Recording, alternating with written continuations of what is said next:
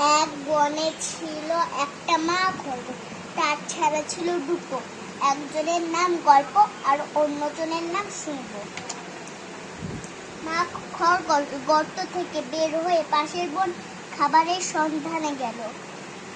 এদিকে গল্প আর শুনব গর্তের ভিতরে খেলাধুলা করতে না পেরে খুব বিরক্ত হচ্ছে।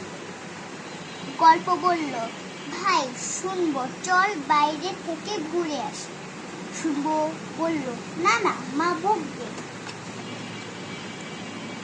গল্প তখন বলল, আসলে তুই একটা ভিখারি, এভাবে কি ঘরের ভিতরে শুয়ে বসে থাকা যায়?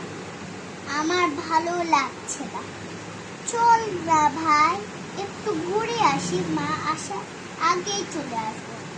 গর্ত থেকে বের হয়ে দুজনে ছুটাছুটি করতে থাকলো। পাশে ঝোপের আড়ালে শিয়াল পান্তি দুপুরের খাবার খেয়ে বিশ্রাম করছিল। গল্প দৌড়াতে দৌড়াতে শিয়ালের সাথে ধাক্কা খেলো। শিয়াল বলল, কে রে, আমার ঘুম ভাঙলো। তাকিয়ে দেখে দুটো সুন্দর খরগোশছানা গুটি সুটি হয়ে দাঁড়িয়ে কাচুমাচু করে বলছে, সরি, আমরা খেয়াল করিনি।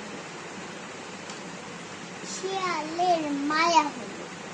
সে ছানা দুটো কাছে ডেকে বলল, আমি তোমাদের ওপর রাগ করিনি, কারণ তোমরা তোমাদের ভুল বুঝেছ।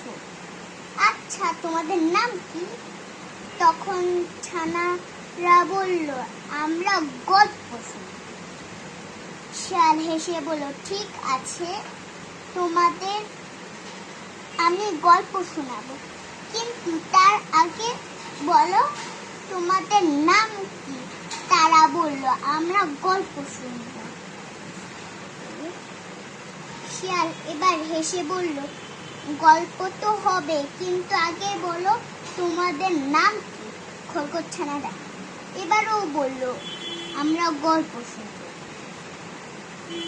শিয়াল এবার রেগে গিয়ে বলল, আরে বাবা, আমি তোমাদের নাম জানতে চাই, নাম কি তোমাদের? ছানা বলল, আমরা তো আমাদের নামই বলছি, আমার নাম গল্প আর ওর নাম শুনব। এই কথা শুনে শিয়াল হাসতে হাসতে মাটিতে লুটোপুটো থেকে থাকলো।